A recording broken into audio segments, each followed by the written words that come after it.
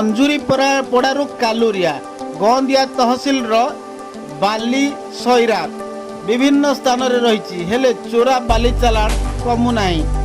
सरकारी स्तर रे होइछि नीलाम किंतु रोकिब किए एबे भी चली चोरा बाली चालाण जहां